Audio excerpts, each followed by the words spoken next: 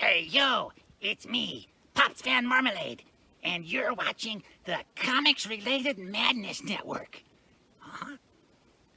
So come get some. CromCon. CromCon.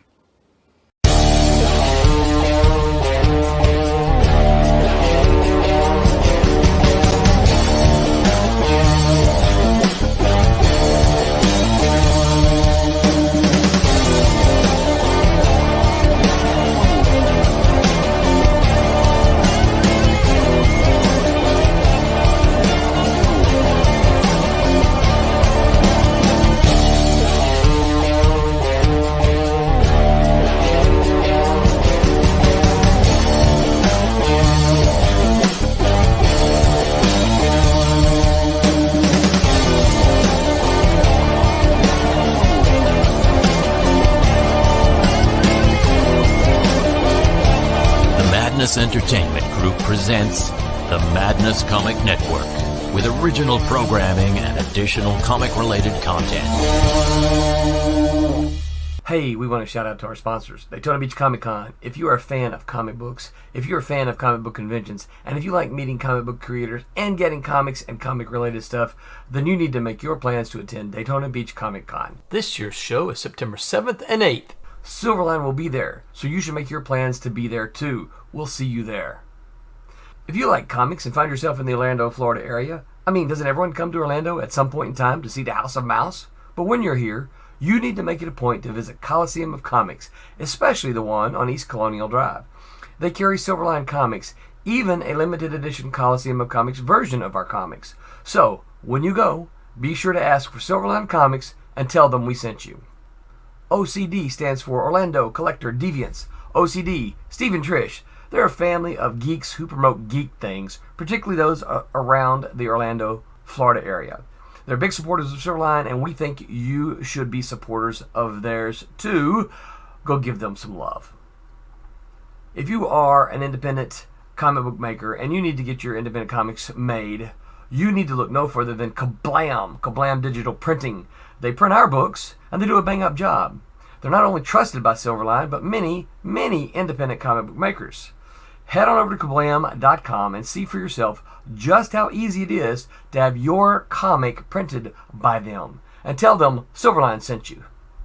Hi, this is Tim TK, host of That Silverline Show on Tuesday. Join us at 11 p.m. Eastern, 8 p.m. Pacific every Tuesday night as we discuss pop culture and the joys of making comics. Hi, I'm Barb Kilber, co-host of Silverline's Wednesday Wham. Join us each Wednesday nights as we discuss comics, literature, movies, and anything else that may catch our attention. I'm Roland Mann, and I host Silverline's Silver Sunday. Join me every Sunday at 8 p.m. Eastern as we make mine Silverline.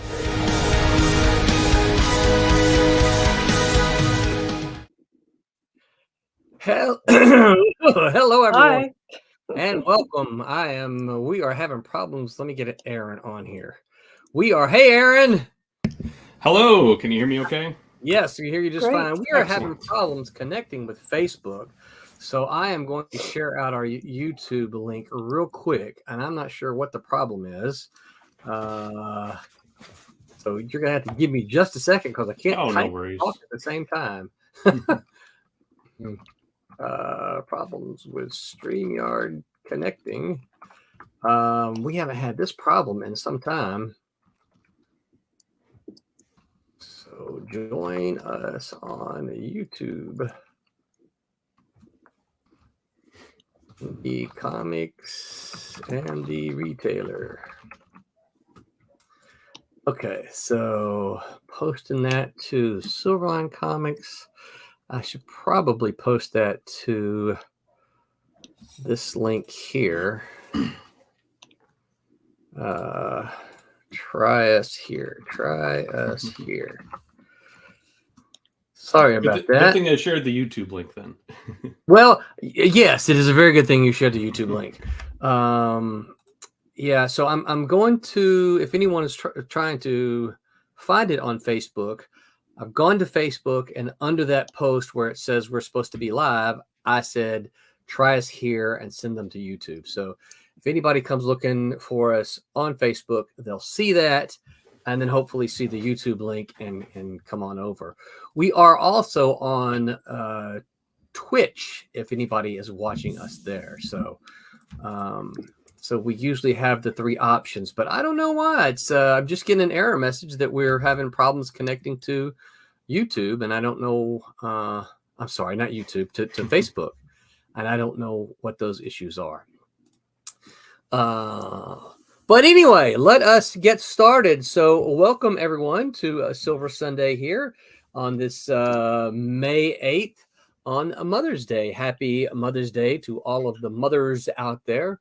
If your mother is still with you and you haven't spoken to her, shame on you. Call her now and tell her how much she means to you. And if you are a mother, make sure those in your realm appreciate you. If they don't, smack them and make them appreciate you. So yeah. So you hopefully you saw it on the startup screen, but we have to go through this. We don't have to. It's our joy to go through this every week. Shout out to our sponsor, Daytona Beach Comic Con. If you like comics and you like comic book conventions, make your plans to go to Daytona Beach Comic Con. Lots of comics for comic fans there, and there will be lots of comic makers, so you can bring comics to get signed, or even better yet, bring some money and buy comics from them and get them signed on the spot. In September of this year, Daytona Beach Comic Con. Shout out to, as always, Coliseum of Comics. If you are in the Orlando area and you need to find your Silverline comics, make your way to Coliseum of Comics on East Colonial Drive and in Claremont, I believe. In Claremont, right? Also, Yep. Those are my 2 stores. Yep. And tell them that you want to buy Silverline comics, and that Silverline sent you there, and buy Silverline comics. Coliseum of Comics, East Colonial Drive in Orlando and in Claremont. And big shout outs to our printer Kablam for awesome printing work. They are going through a very rough week this week. So we are asking everybody to be a little patient with them. I think that we're supposed to get our books on Tuesday for Sirens and for Wolf Hunter. So if you backed that campaign, I will keep you posted, but I am anticipating a message from them that will say that I should get books on Tuesday. That's my fingers are crossed, but I will let you know on the Kickstarter page.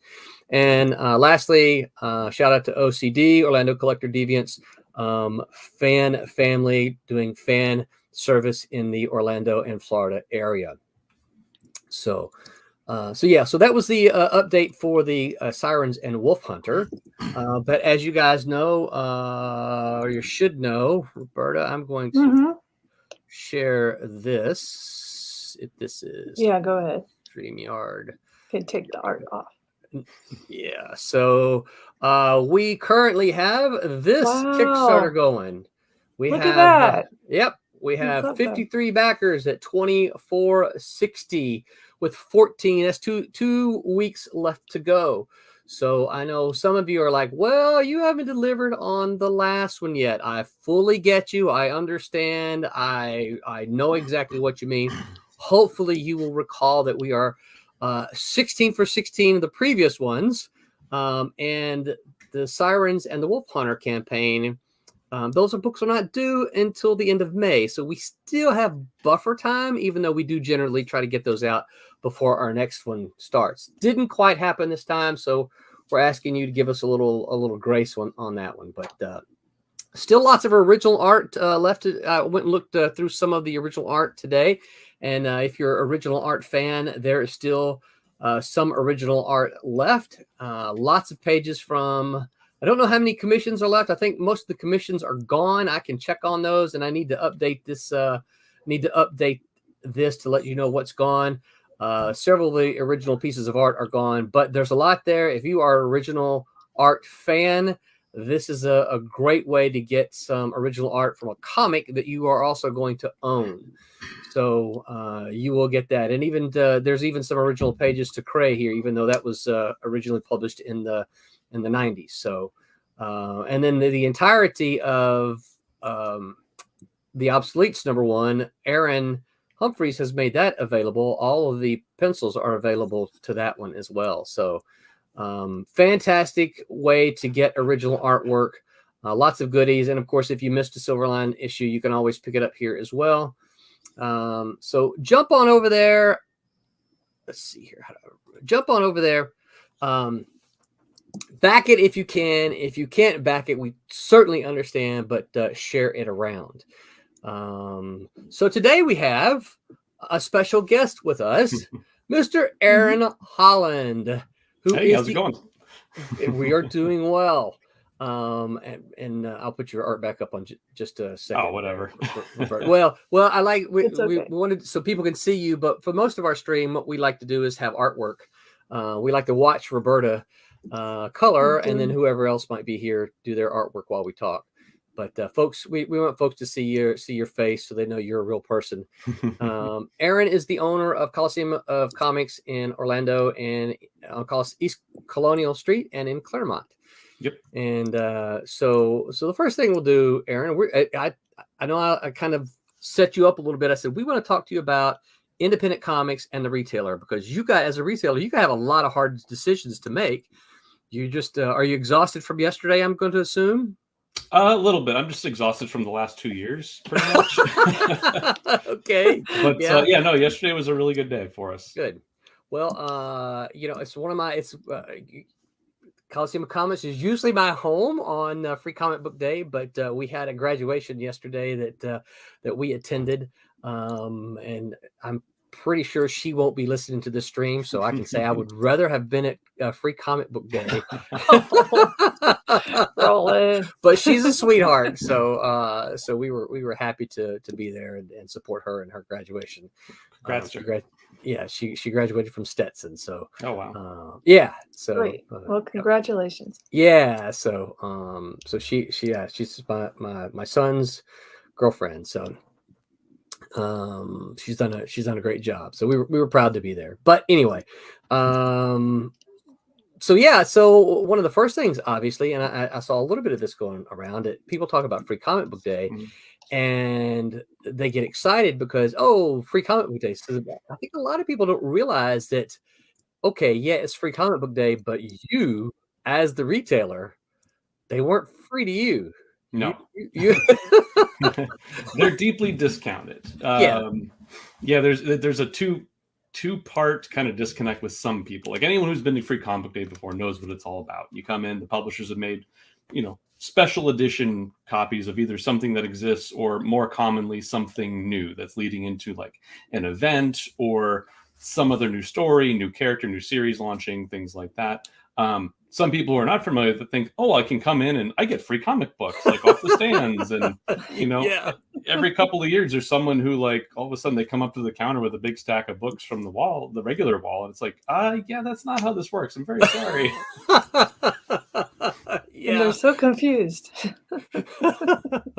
Well, it may not surprise you, but as a creator being there as well, I've experienced that same thing. They walk by and they just start picking them up, and I'm like, those unfortunately, those aren't the free ones, right? They're like, I thought it was Free Comic Book Day. It is Free Comic Book Day, but those are the free ones over there. You got to go over there.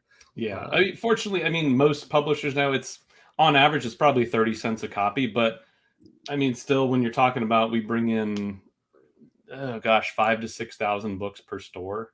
Right. It does add up, but it's also a very big day for, for outreach to people who may not always be, haven't tried comics or have been out of it. And it's a jumping on point to just keep people interested. Yeah.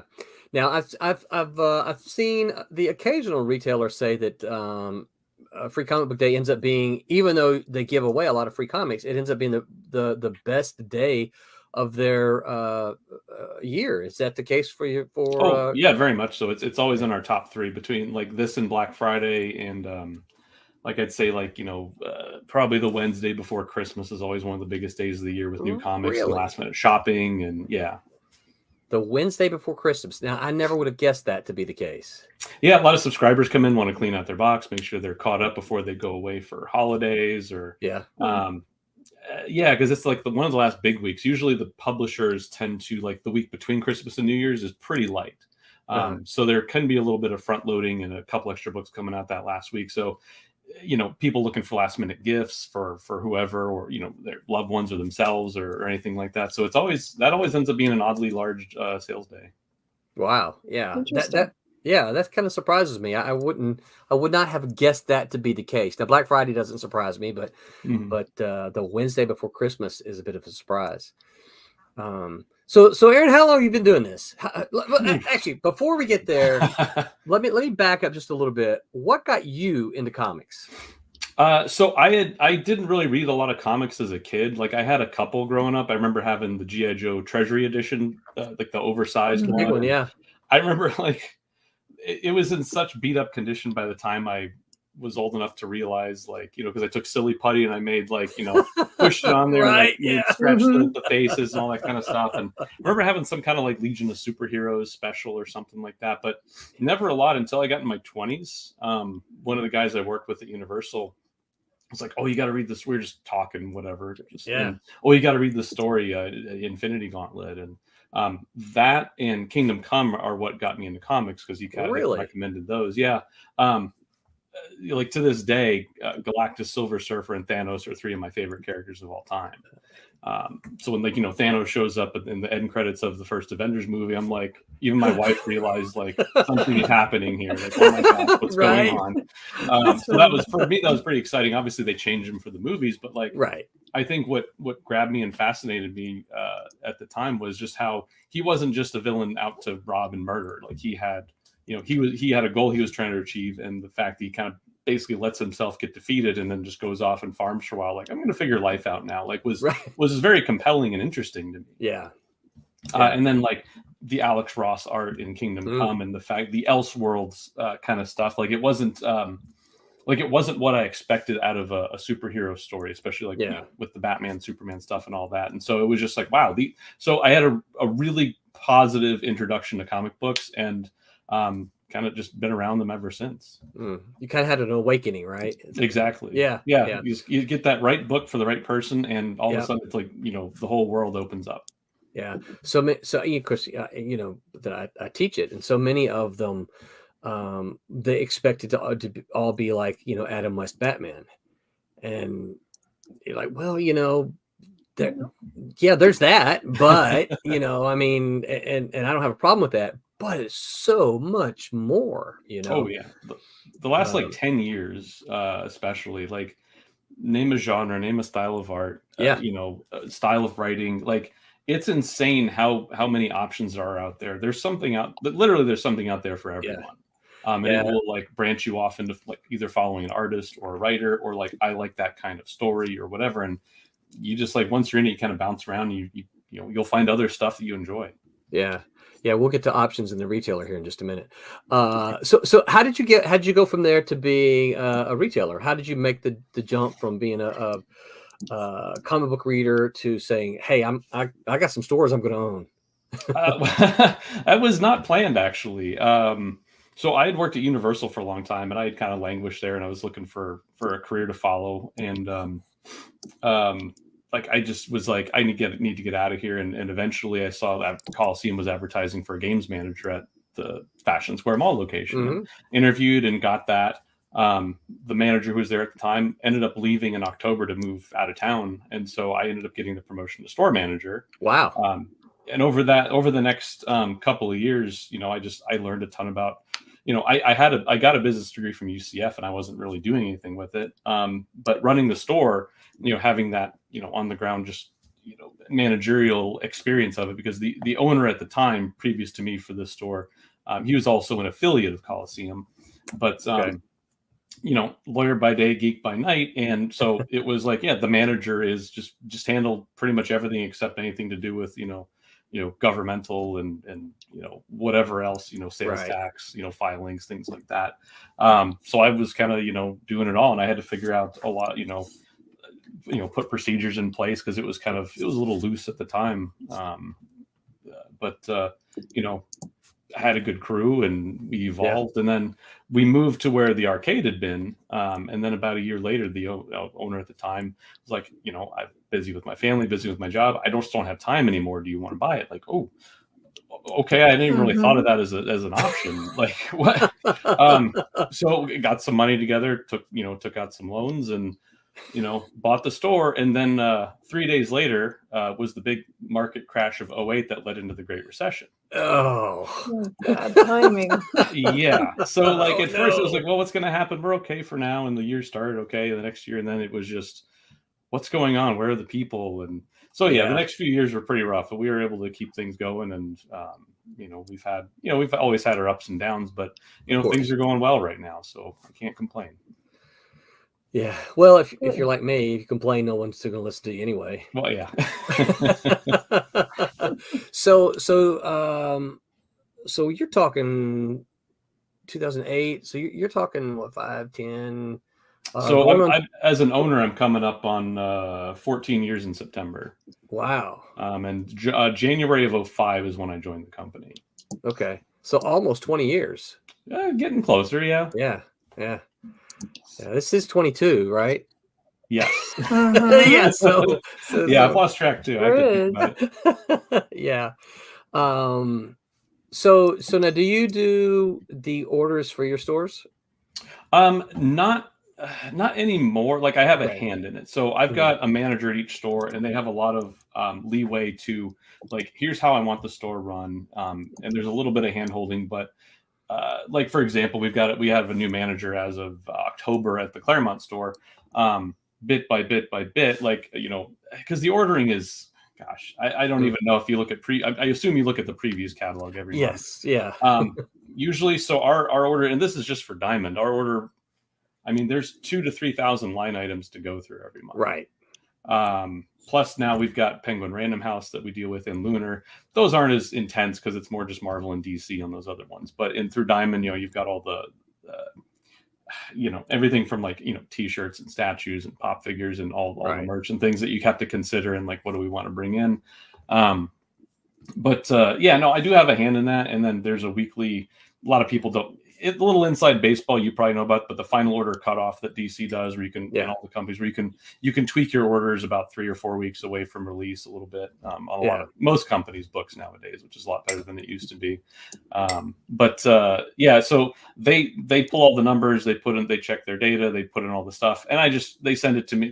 They copy me on it, and I just review it. And if I see a problem, I alert the person who's doing the final ordering, like, hey, tweak this over here, and give them the guidance of like, hey, here's why I did this thing. And so bit by bit, there's like, when someone's like a new manager, it's like there's a lot of hand holding and watching through that, because it takes months to get used to like the trends. Because if a book is coming out every month, it's like, okay, well, is it going up or down? And you're watching these trends and just getting a feel for it. It's a long haul process. But they're doing, new guy's doing great actually. Like I don't have a lot of tweaks I make on his orders anymore. So that's good. That's good. So do you track? Do you track the sales of individual titles? Oh yeah, very much so. Now you already mentioned, and that's one of the things I was going to get to, like 2,000 line items, and that's just Diamond, right? Yeah. So for a lot of people who may not realize it, is that DC is no longer DC Comics are no longer even offered through Diamond distributors. So you have to get your DC Comics through Penguin. Marvel is with Penguin Random House, and you can still get them through through Diamond, and DC is exclusively through Lunar. That's right. Yeah, that's right. Lunar. Yeah. So you've gone from, in the span of what, 2 years, having to order for everything from one source to 3 different sources. You don't have an option. I mean, if you want those books, right? Yeah, exactly. Yeah. Go ahead. What were you asking? No, I was just gonna say. So you order your Marvel books from one source. You order your DC books from another source, and then everybody else from the other source, as well as your toys and T-shirts and all that kind of stuff. Now, do you still get Marvel and DC merchandise through Diamond, or yes, because they license out to so many different companies. Right. It's kind of crazy, actually. In fact, like over the years, gosh, I'd have to do a count. We do regular ordering from probably 24 different vendors on a monthly basis. Just, we've got a direct account with Funko, with Lego, with Entertainment Earth, where we get some of the exclusives, or right. I mean, there's company, poster companies, things like that. Like, because Diamond doesn't carry everything, and even the stuff they carry, they sell down on and sell out of, and they don't restock unless there's enough back orders for demand. So over the years, we've just opened accounts with tons of directly with manufacturers, publishers, all kinds of companies, and we get a lot of stuff direct now too. Wow. Yeah. But that would seem, for me looking, from the outside looking in, that would seem to be a royal pain in the. Oh yeah. And especially the last 2 years, because a lot of these accounts, I'd say probably 75% of the accounts we've opened over the last 2 years, just because of supply chain issues related to COVID, manufacturing issues. It just, the only chance and opportunity we have to get some of these products is if we go direct, and even then, it's like. We've had a direct account with BCW. They do the supplies. Exactly. A lot of bags and boards, boxes, things like that. But so it's like right now, it's like, well, we can get current bags right now. Can't get current boards. In a month or two, we'll probably be getting boards in, and then we won't be able to get current bags in. No bags. There's a manufacturing lag, and they're still catching up with demand. And the demand's not being sated, because as soon as anything comes in, it just flies out the door. Yeah. Yeah. So you get your independent comics, because obviously that's kind of why we're here. You get your independent comics primarily through Diamond, right? Correct. Yeah. Yeah. And then the occasional guy who yells at you and says, "Hey, we got a retail tier at on our Kickstarter." Yep. So what would you say from a retailer's perspective? What is your biggest challenge in finding or choosing independent comics? That's gotten a little easier over the years, actually, because some of the companies, not all of them, and not even every company, every issue, but like say Image or Boom in particular, they launch a new #1 issue, right? Right. Most of the time, they guarantee it for us. They make it the #1 issue returnable for retailers. Oh. Dark Horse does it a little bit, but some companies have a threshold. It's like, order 10 copies and we make it returnable for you. So they make it easier for us. And actually, we have seen increased sales in independent comics because we're less, whatever random book 5 years ago or 10 years ago that came out. It's like, I don't know if the right people see it, know. But now it's like, okay, well, order this many, and we do a thing. I don't know if every store does it or not around the country or whatever, but we do a thing where we cross pull it. We call it. We put a green bookmark in a book, and it sticks out of the top, and it says, if I forget, it basically it's a suggestion. It says extra book at the top. Basically, it's like, hey, we think you'd like this because of another book you read. Yeah. So we throw those in there, and no one's obligated to buy it, but we cross pull, and so the fact that these are guaranteed to give us a chance to expose more customers to these books and give them a chance to say yay or nay. And overall, there's been a net positive of increasing subscriptions on independent books. Wow, that's great. That's fantastic. Obviously, as independent comic book makers, we love to hear that.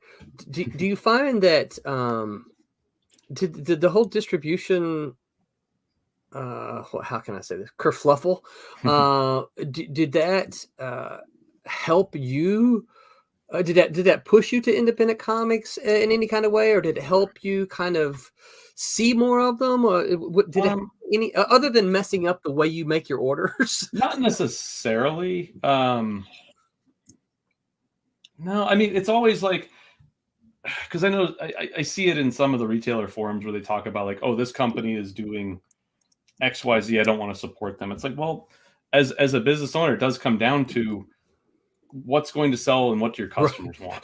Like, right. Yeah. That's always how I've looked at it, and how we tend to run the shop. I mean, there's only so much you can do, and you can't. That's another thing too, is you can't make everyone happy. Like, we have plenty of misses too. It's like, even some of the returnable books lately, we had a couple where, we ordered, okay, it looks about like this, it should sell like this. You compare, try and compare apples to apples. Well, this book looks like book A seems a lot like book C, so it should sell similar to it. Right. Most of half and half. Like sometimes it does really well and sells out. It's like, oh, I wish I had gotten more. And then other times it's like, whoa, good thing this is returnable. We really overrated this book. Now, so do you find that that you return very many? Mixed bag. Some months, Mixed like bag? this last month, actually there wasn't too many. But some months it's like, wow, here's here's 50, 60, 100 books we're cover stripping and reporting basically to the distributor. Yeah. So you're actually old time tearing off the logos and sending them back? Well, they stopped doing it's what they call affidavit returns. Basically, you cover strip it with Lunar. You take a picture you spread out the books, take a picture, and upload it showing that you did cover strip them. With Diamond, it's on honor. Basically, you're supposed to just throw them away. Is what they want them to do. Which a lot of people don't know that about the book industry in general. But like big box bookstores. Mm-hmm. I saw a post on Reddit a couple weeks ago when there was cover strip books filled like a full dumpster behind Barnes and Noble or something. People are like, oh my gosh, what has happened? It's like they've been doing that for 20, 30 years now. Well, I worked at a bookstore when I was in college, so I mean we did that kind of thing. And it wasn't unusual that I don't know if I would assume it still happens, but we had because I was in a college town, there were a certain number of people who kind of knew, today's the day they're doing that. And you could go out back by the dumpster after work and you could see people running through, picking out, oh, look, here's the books. Here's the latest John Grisham book. It's, brand new, just rip the cover off and that's it. So, I've always found that kind of wild. Like, the amount of paper that's involved in that. Like with comics at first, I remember the first time I like cover stripped a book, I was like, this feels so wrong. It does. This feels so wrong. Usually it's not in mass. It's just a handful of books, 5 or 10 copies here or there. But I've had staff over the years who have they're like, don't give them to me. I refuse to do it. They're like, this is sacrilege. You don't rip a comic book. It does hurt. I understand. It hurts to do it. Stephen Brown said, hey, what did I miss? Hey, Stephen, we are talking to Aaron Holland from Coliseum of Comics about retailers and independent comics. So when you run through your managers, when they run through these 2,000 items in Diamond Comics, a lot of, would you say, 500 to 600 of those are independent comics? Because at one point in time, I remember there used to be anywhere from 750 to 1,000 comic books in Diamond, and that included Marvel and DC. Mm-hmm. And so if you remove 300 of them to be Marvel and DC books, it ended up to be 500 books that weren't Marvel DC. So I'm right now. I'm pulling up an inventory from this week to see how many of the lines are independent books and this is what we're stocking as a chain. This isn't even everything that's on Diamond. Okay. So bear with me 1 second, but it's a lot of books. It's not an insignificant amount of stuff. Let's see.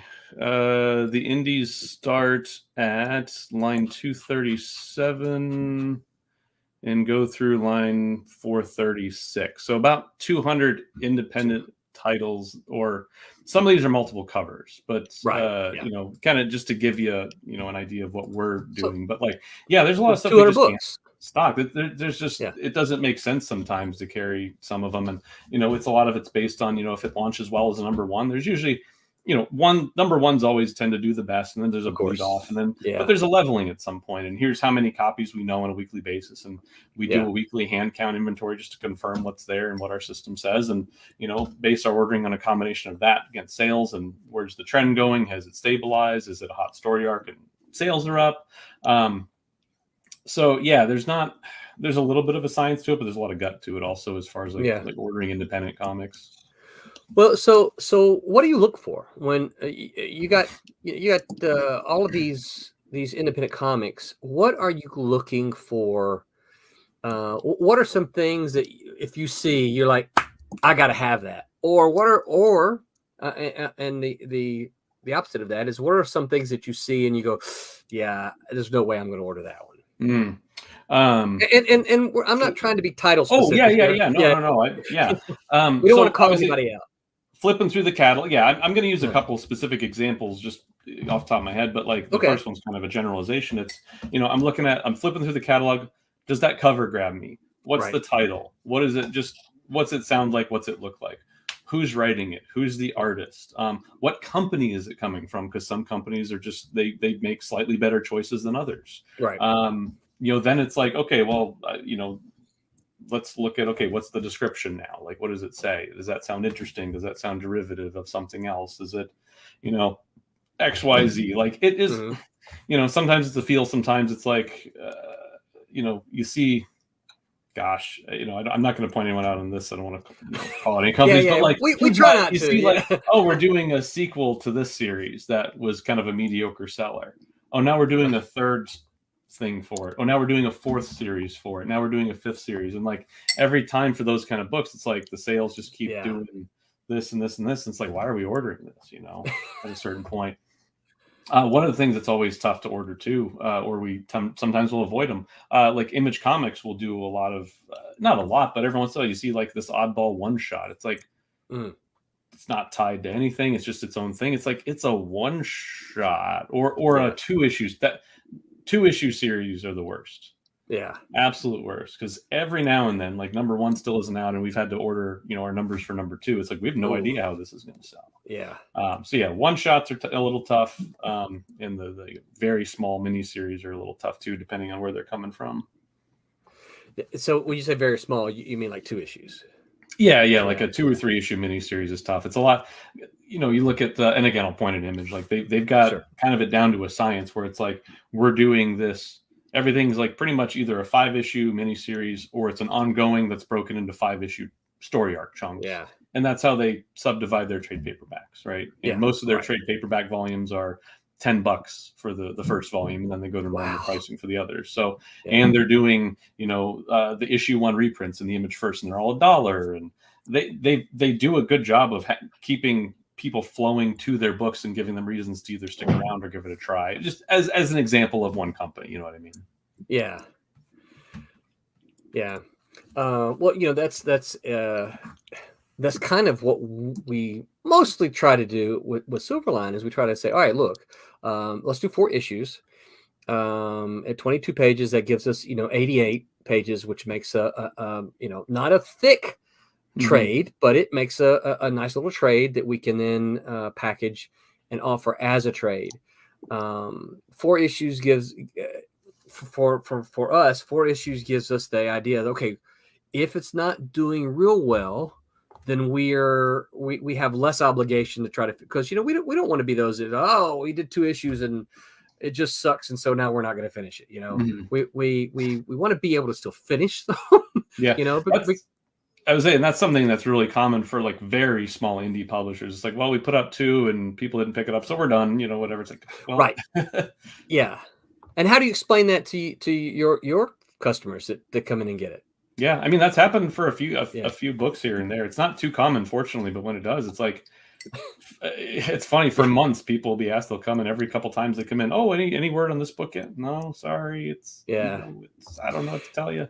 Now, so you may not remember this. I know Roberta probably remembers this. In the 90s, late shipping was a terrible problem. Particularly for Image Comics when they first got started, they just could not meet their shipping schedule and their promises. Is late shipping still an issue? On occasion, if something's going to be later, there's a screw up with a barcode or like, hey, we're holding this back. Diamond sends an email right away as soon as the publisher gives them a heads up about something. Usually, it's like my impression of it is that it's usually a manufacturing issue or like a printer issue that holds stuff up, but it's not often. It's really not that often these days. It was a little more common the last couple of years, like especially once things the industry got restarted after shutdown and all that kind of stuff. Like so by the fall when things got rolling really well, but it's pretty rare. Like it doesn't happen all that often. Well, that's good to hear. Because I know that was one of the things that we had to battle. And as an independent comic maker, whenever I hear an independent company, let's just say Image, right? Because they're one of the big ones. When I Yeah. hear Image is shipping late, I'm like, no, please, Yeah. no, don't ship late, because that kind of affects, it's the, the sort of the trickle down thing. It's like, no, because you guys, retailers look at Image as like one of the premier Oh, very independent much. companies, Yeah. and so when they're having problems, and it kind of like, sour grapes kind of trickle down, and like, no, right? Well, it definitely affects sales though too. Yeah. On a week where, maybe it's a light week, there's not a lot of stuff, some subscribers will take the week off and I'll pick up my stuff next week, when they see the list. It's not too much. Where like a couple weeks ago, there was 3 big books that came out all at once. I know Berserker hit, and 2 others. Names are escaping me because I have the memory of a gnat these days. Right. But so like three fairly big books hit, and we had huge Wednesdays just because everyone wanted to get a hold of those books. Yeah, those are nice. Ryan says, hello everyone, how are you? Hey Ryan, good to see you here. Doing well, thanks. Here's an interesting take. I think Ryan is being funny here. He says retailers view indie comics as competitors, and that's why indie writers and artists should take over the business. Definitely not agree with that one. so let me add something else to it. So one of the things that's kind of become different over the past decade is certainly crowdfunding. Mm-hmm. And I'm going to first give you and I have a feeling I kind of know where you're coming from, just because you and I have talked some, in generals about this, is that, there are some indie makers that are like, well, this is the way to cut the retailer out. For me, it's like, well, that's, and of course, I got my career started in the late 80s, and retailers were incredibly good to me as a freelancer when I got started. So I love comic retailers, right? I have that spot because they were so good to me. They supported me. They bought my books from this point in time, there were, over a dozen distributors, Capitals. Well, I shouldn't say this. I loved Capital City. They were one of them, right? And so I look at it as an alternate to Diamond, which is our only option now. I look at not as a way to cut retailers out, but as an alternate to Diamond, because I reach out to you all the time and say, hey, got another one. Here's some comics, and so what are your thoughts on that? Mixed bag. So I'm okay. I'm a huge, my favorite hobby is board games. I love board games, and board games are massive on Kickstarter and crowdfunding. Game Found, Indiegogo, sure, to some extent. Yeah. And so it seems like more and more, a lot of games are going through Kickstarter. Even some small and medium-sized companies who have a track record of going through distribution are doing crowdfunding on some of their games now. And so there's well, are they cutting out the retailer? But a lot of them actually do a retailer pledge, and you can get the game through there. And a lot of times their Kickstarter, edition will be, it'll have upgraded bits and extra stuff that aren't going to be the same in distribution. So as a retailer, you have an access to that, because, if they're only selling it to the Kickstarter backers, well, a year later when it delivers, how are you selling it to other people who are interested in getting it? So that is one way of doing it. Some, if they do well enough, they'll get picked up by distributors. Right. So we found that we've actually had pretty good luck selling Kickstarter games. Wow, that's good.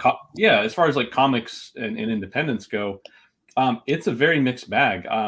It's something I've seen in the local scene too. Like with Silverline, it's like, I know you're apologizing at the start of the show of oh, well, we started a Kickstarter, but this hasn't delivered. My take is so what? You guys have delivered on every single one. You've never let anybody down. You come into the store and tabled with us. I just saw you had another one pop the other day. Yeah, I need to back it, but it's I'm just gonna go back that. I know it's not even a thought. I want to support the local creators when I can. But there's one, and I'm not going to name it obviously, but they did the Kickstarter 2 years ago for a graphic novel, and they showed off a lot of art, talked about the story. It's 2 years later, and I just got the shipping notification. Wow. It went dark for almost a year with no updates. I'd almost forget I ordered it. Yeah, exactly. And I ordered it for the stores, and it's well, I probably, if you guys do another thing, I'm probably not going to back it. 2 years is a long time to wait.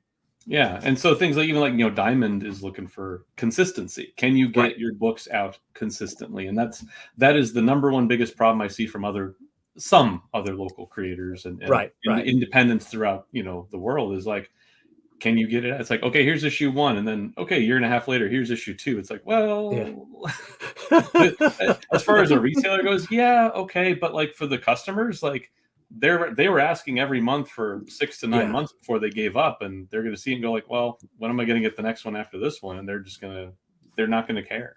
They're Yeah. going to move on. Yeah. Yeah, because there's a lot of stuff that there's a lot of content, as you already noted, that 2,000 line items, right? There's a lot of stuff to vie for their attention. Oh yeah, and there's space issues too. Like my Orlando store fortunately is pretty big, and we can fit a lot of stuff in there. But my Claremont store is 1,500 square feet, and there's not a lot of room in there. I don't know if have you been in that store? I have, yeah. I've signed in there a couple of times, and yeah, it's pretty packed. There's not a lot of empty spots in that store. Yeah, it was tighter. Yeah. Yeah, but your manager there was very. I'll see his face, but I forget his name. Brent. Dark-headed guy. Yeah. Yeah. Okay, Brent. Yeah. That wouldn't have been the first name that came to my mind. Oh, okay. But he's been there a while, right? Oh, you might be thinking of Daniel. He left Daniel! and moved on to follow a different career path. Did he really? October. Yeah. Oh, okay. Well, he was always very nice to me. Yeah. Took good care of me while I was there. So I haven't been there then since Brent has been there. Okay. I was there a couple of times when Daniel was the store manager. Yeah. So yeah, but it was certainly tighter. Yeah. No, I'm very proud of that store, and yeah, there's a Publix about to open next door to us, so we're going to get even busier. But that'd be nice. Yeah, I was hoping to be able to get a bigger space, but there's nothing else larger in that plaza, unfortunately, and we're right there, so it's like, yeah, we're not going anywhere. It's right. We'll deal with it. We'll stack stuff to the ceiling if we have to. We'll make it work. Who's your neighbor? You can see if you can't kick your neighbor out, right? Let's expand. No, they're actually it's weird. There's a haircut place on each side, and they do really well in that area. In fact, like really? the Great Clips that's next to us supposedly is like one of the highest grossing in the state, from what they've told me. Wow. So they have no plans on going anywhere. Wow. Now here's Ryan has another comment here. He says comic book stores should carry indie comics more often, and so I wonder, Aaron, have you seen, since in the time that you've been involved in the store, have you seen a shift from in sales, Marvel and DC versus independent comics? Have you seen a shift more towards independent comics in the later years? In some ways, like when you're looking at floppies, meaning like single issue comics, right? A little bit. There's a ton of variety with indie, and anyone who gets kind of burnt out on the superhero stuff or Marvel and DC, or there's always, you've been around comics forever too. It's like there's always these ups and downs within each company and even in the industry, and taste change, and sometimes story arcs, things, something becomes crazy popular, or something becomes really, people just hated that miniseries or that event or whatever. But like, as far as I got off track. What was the question? Indie. So floppies. Well, you see a lot of more people who are new to the hobby, and like more of the veterans kind of gravitate to indie comics. So they've always sold pretty decent for us. I think they're percentage wise, I think it's been increasing a little bit, but where I see the biggest change in my stores is with the trade paperbacks. I would say right now, like if you combine the Marvel and DC sales of trades, it's roughly close to what we're doing off the indie shelves. Really? Yes. They do very well for us. Wow. That's exciting for me to hear, Not that I want them to do poorly, but I want them for sure. I want the it's to do well. it's been a growing segment for the last several years. They do very well for us. People should be carrying indie comics. At the very least, I know some people might not consider it indie Image. I do. It's sort of a vanity press in a way, but they attract a lot of really top-notch creators overall. Every store should carry those at the very least. If anybody knew how Image quote unquote paid their creators, they would absolutely consider them independent. Okay. Yeah. But even outside of that, like several other companies, like Boom does pretty well, but they're a little bit bigger. You get in someone like, have you ever heard of TKO Press? TKO. Yes, I have. Okay, they pretty much just do graphic novels, and then they also release them as like a 5-issue box set as well. But their stuff is done decent. I wish they would put out more stuff, but they've had some decent books. Now, shoot, who was it? Scout did this thing called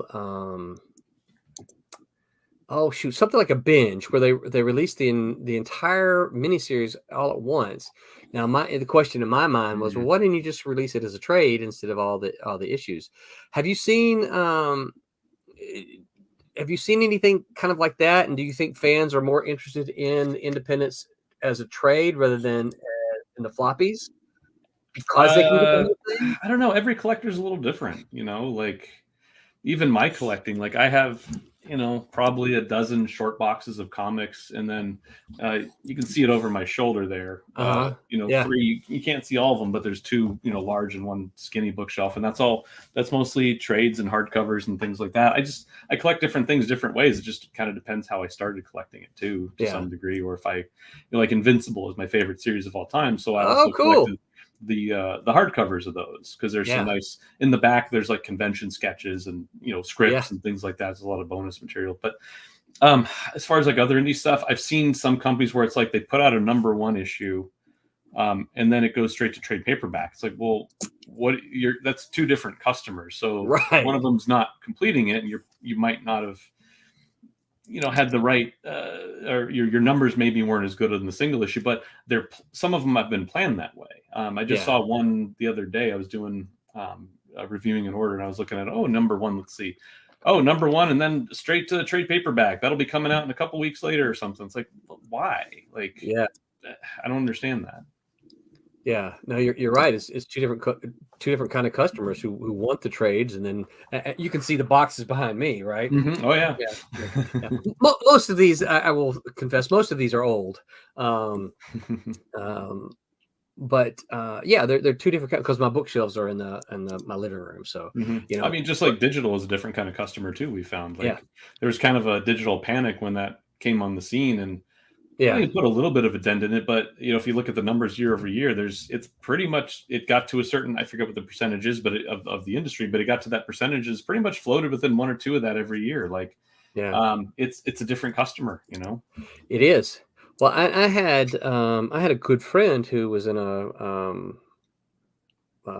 senior position at DC, and I talked to him a couple of years ago, and he's like, they really DC didn't really see a big bump when they went digital. They're like, we don't really see, there was all the, oh no, digital's going to destroy print. And he's like, of course, now that they suspected that they lost a lot to piracy, which, that's a completely different issue, but it's like, we don't see that many, that the numbers aren't that great for digital, as a lot of people were kind of afraid of that would destroy print. So I think part of that is it is a collector market. I personally like holding a book. I like smelling the ink and the fresh paper, and I don't know, there's just something special about it. I'm always reminded of like when deaths don't matter in mainline superhero comics anymore. Right. But like when Captain America died in Civil War, I was reading that issue Cap 25, and I get to the end, and I'm like, wait, what? And I flip back, flip. Oh, what's going on? I think we Captain America. What the heck? And you don't get that same kind of, when you're scrolling or just flipping through your iPad or whatever you're looking at. It's just not the same. It's just, for me, I'm not a fan of the medium, but it is what it is. I think, the people who abandon collecting for whatever reason and go to digital, I think it's probably offset by people who start with digital and like get into collecting. I've seen that on the other side too. So, well, that's one of the things we don't do a whole lot of. We offer digital books during our Kickstarters. Beyond that, we don't offer. Silverline doesn't offer anything digital. We've toyed with the ideas of once we get a series finished, maybe offer the first issue for free. Say, hey, look, here it is. Hopefully, if you try it out, maybe then you'll actually go buy the book and then buy the rest of it. Yeah. But we haven't quite gotten there to too many of them just yet. No, that's not a bad idea, actually. If you were to get a room full of independent comic book creators, and you had to offer them a couple of pieces of advice to say, I come to you and say, Aaron, how can I get my book in your store so that it does well, right? And beyond just the fact, hey, come to talk to me, blah, blah, blah. Would you tell them, here's the things you need to do, here's what you need to focus on for your book? And you're talking about like a very small creator, right? Yes. Kind of standalone, like a right. Silverline. Not Boom. Yeah. Yeah. Yeah. Gosh, like we talked about a little earlier, just timing. Get your stuff out on a regular basis. People are going to be looking for it. People want if people who bought it are going to want to read it. I mean, I've actually, we've had plenty of people who, after you've been in the store, like, actually, I had a guy yesterday on Free Comic Book Day asking when you guys were coming back for more signings. Oh, excellent! Because he had a couple of books he wanted to get signed from some of the other creators. I love to hear that. Yeah, but I don't. Gosh, if I think if I had to publish a book, like what would I do? Like, you got to hit the ground. You got to table at stores, table at conventions. But yeah, be on time. It needs to look decent. It needs to look somewhat professional. Yeah. I've seen just so many people who want to get their book in the store, and it's like, hey, as long as it doesn't look bad, we'll take a look at it. We'll bring it in. Hey, can you come in and promote it? Right. And we'll support you as best we can. And but like one of the things I've always given you guys credit for when you're there is you guys, especially you, Roland, like you engage people. Hey, you check out this comic? Look what we made. It's like, and that's because most people are not. We don't have a lot of extroverts in our industry. They're not just going to go up. Most of them aren't going to go up and strike up a conversation. Be like, hey, what you got going on here? Right. Yeah. So be engaging. Don't just sit there doodling on your thing. Because if you're not looking up and aware, they're not going to want to bother you if you look like you're doing something. That's as long as you can start with that, and then the other. I mean, obviously, like have a good story, have some decent art. But that's out of some realm of control to some degree sometimes. But there's a great the one of the last times that we were in your store, there was a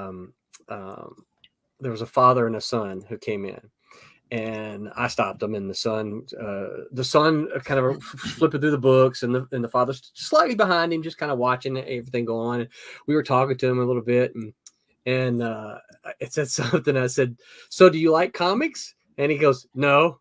And I'm like, and then we look around like, what are you doing in the comic book store then? And his father was standing behind him, and you could see him going like, yeah, right. I mean, in fairness, we do carry a lot more than just comics. No. Yeah. And I think that's what he was doing. He was headed towards the back to play some games. Like games. Yeah, exactly. Yeah. So I got that from him, but it was funny to see his father's reaction. Standing behind him, as he was friendly. Don't get me wrong, he was friendly, but he was. I was just saying we've had plenty of crossover over the years where people who are there playing games, they're in the environment and they hear people talking about stuff, and we've picked up a couple of a handful of regulars over the years who became subscribers or even just regular comic buyers just because they saw something they liked. Yeah. Well, and word of mouth is one of the best ways, right? I mean, it's like if you find something you like, what are you going to do to your friends? You're going to tell them, dude, I found this. You got to check it out, right? Yeah. I mean, that's the way it goes. And we see that just at the store level with all comics. It's every Coliseum location, even between my two stores, there's kind of a personality that the store takes on because of what the staff likes in comics, because they're more often, more likely going to recommend those kind of things that they like, if they can, well, I like this, and this, and this customer I'm talking to, I'm kind of, fishing for info about things they like. Okay, of the things I like, I think I'd recommend this to them, and so that's that Rolodex of titles in your brain you like becomes part, just what you're talking about all the time. And like Invincible is another one of those that I think at the Fashion Square store at the time, we sold more there than all the other Coliseums, because like 3 or 4 of us on staff loved it, and we just talked it up all the time. It just it just naturally, people will try what you like, and you're excited about it, and they get excited about it, and if they like it, they stick with it. Well, and you just said that to me. That's one of the key words you just said. You get excited about it, and I think I think that's key when your customers can see that you're excited about something. Well, that's going to make them excited. It's like, wow, you're this excited about it. So when I was in college, one of my other jobs I had is I worked at a record store. And one of the things I noticed at the record store was that this is back when we had records and cassettes, right? One of the things I noticed is that customers would come in, and regular customers would come in, and they would have a particular employee that they looked for. Yep. And it's like, hey, I want to talk to Paula because she knows all about the hip hop stuff. I'm going to go to Roland because Roland knows about the metal stuff, right? And I found that over time, that's what would happen. Is it they would come in and say, hey, Roland, what's new and what's metal? And if I would say, this one just came in, we played it. They would buy it because I said so. Yeah. Because I said it was good. Now, not on the first, they would take some time to come in. We'd talk about music. I like this. You like this. We like the same things. And they would become, over time, they would trust my taste. And so they would start buying things. Do you find that the same thing happens in the comic shop? 1,000%. Yep.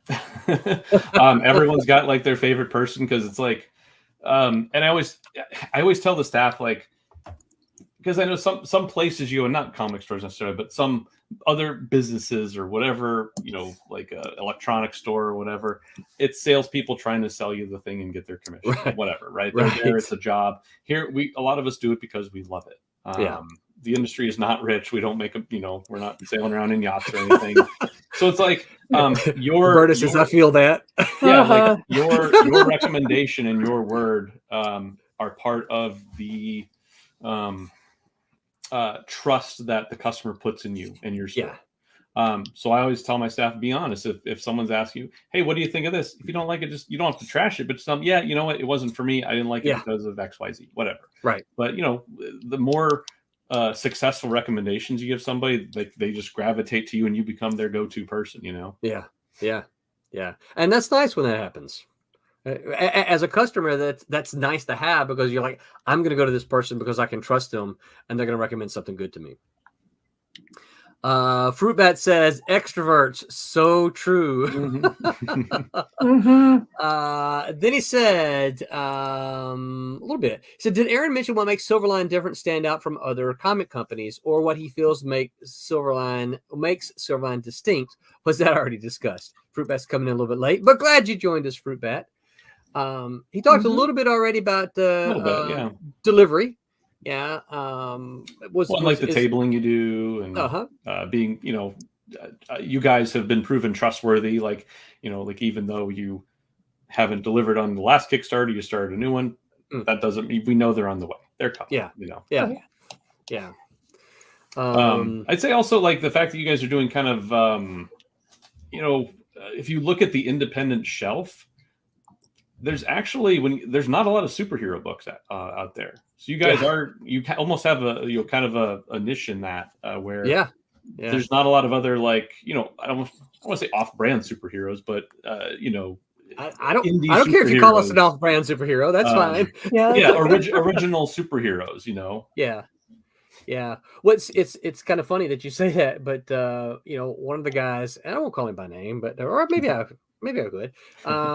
Pete, one of the guys who's doing some stuff for us, I talked to him a little bit, and he's the guy who did the Silverline team up for us with Champion and Miss Fury that Roberta colored. And I asked Pete at one point in time, I said, so what was it about, my pitch to you with Silverline that had you interested over some of these other companies? He goes, I love superheroes. I want to draw superheroes. He goes, everybody else in the independent comic wanted me to draw science fiction. He goes, you asked me to draw superheroes. Yeah, So there's really hardly any superhero books like on the indie shelf. There's other genres. There's fantasy. Well, there's a lot of established properties. yeah, Teenage Mutant Ninja Turtles and Mighty Morphin Power Rangers. I guess you could consider them superheroes to some degree, but they're almost their own genre. It's that like like that after school cartoon. Like right, yeah. Like the nostalgia books, you know what I mean, like the established properties. But yeah, like there's plenty of horror and thriller and action and like Supernatural is huge right now, absolutely huge on the indie shelf. That's one of the trends we're seeing right now. But yeah, superhero stuff. I mean, I think like off the top of my head, Radiant Black from Image is the only one and Radiant Red now is the only one I can think of that's like kind of a superhero-y, romp. Yeah. I think this is just me looking at it. It seems like independent comics are a little bit of afraid to do superheroes. Yeah, because you're competing directly with long established characters and tie-ins and things that people are seeing on streaming and TV and movies, and it's like I could see that could be intimidating of like, okay, well, what's going to make my hero stand out and be interesting to people? Yeah. That can be tough. Mm-hmm.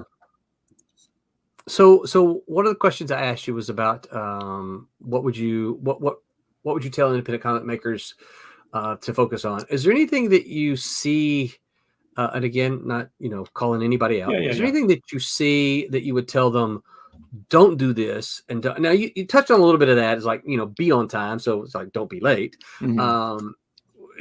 Can you think of anything that you would tell them, hey, I've seen this before, don't do this and don't do this kind of thing? Gosh, I don't know. So I think the biggest problem I've seen is people come in and their stuff isn't polished enough. And when I say that, it doesn't have to look like something Marvel and DC do. Right. But it's like, the kid who's like 19 and just, just in college or just straight out of high school. And, they're a really good artist for where they're at, but they don't have the right polish. It just looks rough, Yeah. Oh yeah. Yeah. Well, one of the things that, you probably heard the 10,000 hour thing, right? Is that you get to spend 10,000 hours. Mm-hmm. I've heard an artist say before, that's equivalent to like 1,000 pages. Mm-hmm. That sounds like an awful lot of pages to me. It's like, man, that's a lot of pages.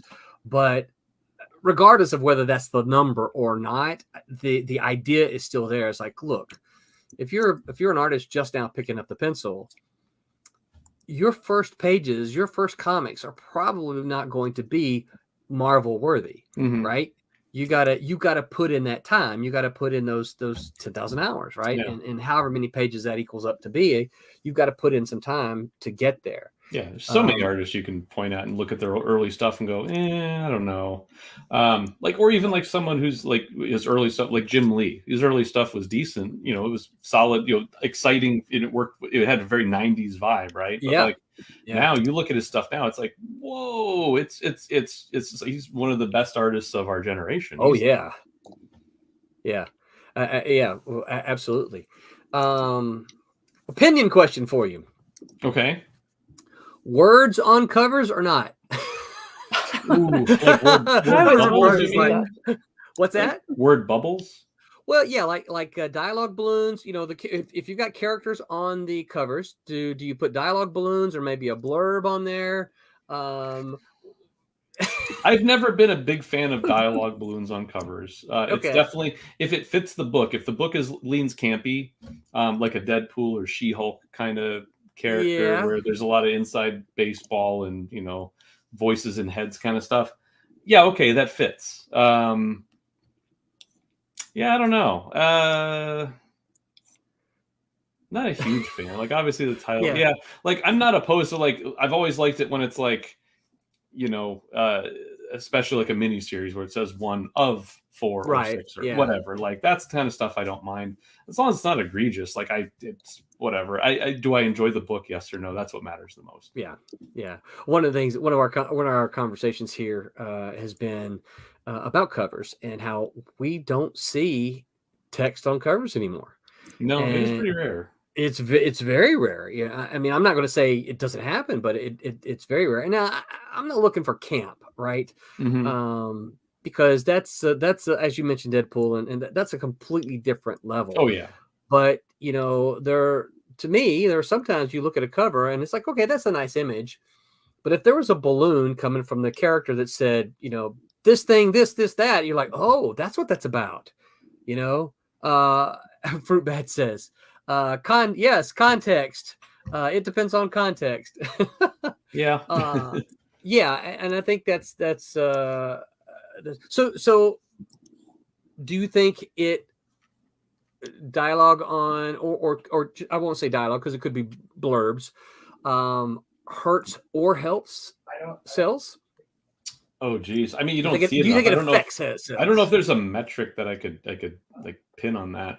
I do appreciate when a company or writer, editor, whatever, but you open and that first like inside page has a recap of what's been happening. Like, oh yeah, that's really good. I wish more books would do that. Because right now, you're talking about like on the inside front cover. Yeah, well, not even first page, like front of the first page. Page one, yeah.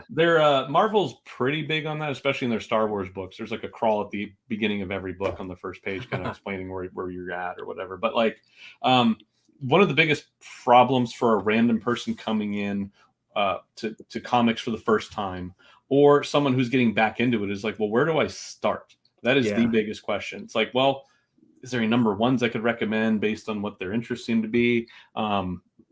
And number ones have to be the ones that usually cost more. Yeah, I mean, especially with like Marvel and DC's, especially Marvel these days, they're very egregious with that, unfortunately. But like, there tends to be a lot more indie series launches, that you could point out as like, well, you could try this. And but I'd say like, if you could give the 100 issue arc you're planning and you're on issue 42 or something, which is rare for indie books these days. Yes, but it like, is, yeah. As an example, like, who's going to pick up that book for the first time? What ends are you giving them to get into it? Well, I'd like to see more recaps in more books. Wow.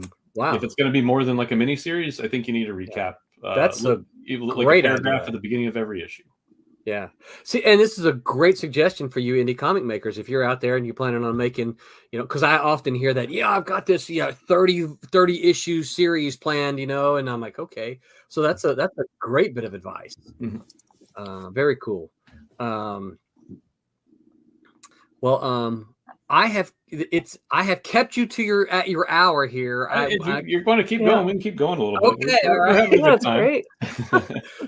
So Roberta, I've hogged all the questions. Do you have any questions? Well, outside of blurbs on the cover, I guess I do have a question of, do you think that when a character is completely unknown, there's any sort of suggestion as to where, I guess I'm trying to figure out if it's the visual on the cover that really gets people's attention only, the cover is going to be what's going to get them to pick it up off the stands? Yeah. And when they read it, how do they feel about it? Yeah, because that's after the fact. If we get it in their hands, that's at least up to taste. But yeah, that's part of like even like training with staff. It's like when you're recommending a book or talking to someone, like, oh, pull that trade off the shelf and put it in their hand, and they've got that sense of ownership. This is kind of mine now. And there's I don't know. There's been studies done, but there's whatever percent chance increase that they're going to buy it. So but again, that's why we have to take that responsibility seriously of recommending good stuff. Yes. Yeah, because if you recommend something bad, they will remember it. It's like, I bought that and it was a piece of crap. Well, I'm not going to listen to those guys again. Mm-hmm. I mean, I hope that answered the question anyway. Yeah, well, it's just a story. It's such an arbitrary thing that happens. with Mhm. fans. Yeah, 'Cause different people into different things, and what's going to catch that person's eye on that cover. Yeah. Is is it it the colors? Is the it the way the person looks? right Is it like what the story appears to be about? Was it just a beautiful, like topic? beautiful Yeah. background or the topic? Yeah, you never know what's gonna, if you can hit them on all, 5 or 6 different data points on what's on that cover of what they're looking for coincidentally, then that's going to increase their chance of taking a look. Yeah. Well, Could it I be do. creative names too? Just Oh, more. for sure. Yeah. Yeah. You gotta, obviously people have to get established and, like names like, oh gosh, Cullen Bunn, Hmm. Hmm. like guys like, Kieran Gillen right now, Tom King to some degree, James Tynion, like Mm. a couple of years, some of these guys a couple of years ago, not all of them obviously, but like, we're starting to get series out that more people were picking up, and now these guys are very hot writers, and Right. just as an example of like they're getting a lot more work, they're publishing a lot more of their owner or creator owned stuff, and they're some of the guys who people like, they put a book out, it's like, okay, we know X number of people are probably going to at least try this, number one. Yeah. Yeah, because it has the name recognition there. Mhm. Hmm. Yeah. Do you find along those same lines that when you have the recognizable names, the publisher matters to your customers? A little bit, I'd say, Yeah. actually. Yeah, sometimes we've seen. So if Yeah, Cullen well, I Bunn, won't name anybody, but like I saw one recently where it's like, yeah, this person was a bigger name and they're with a different company, but they put this, kind of creator owned thing out that just people didn't grab onto, yeah, yeah, So the content did matter in that case. yeah, yeah, because obviously one of the things that I will sometimes hear from independent creators is that, yeah, I want to go work for Marvel and DC, not because I like Marvel and DC, but I want to go work for Marvel and DC in order to make a name for myself. That way, when I leave Marvel and DC, I can go do my own thing. It's almost, yeah, it's become that way. It used to be where it's like, people, at least it seems this way, Yeah.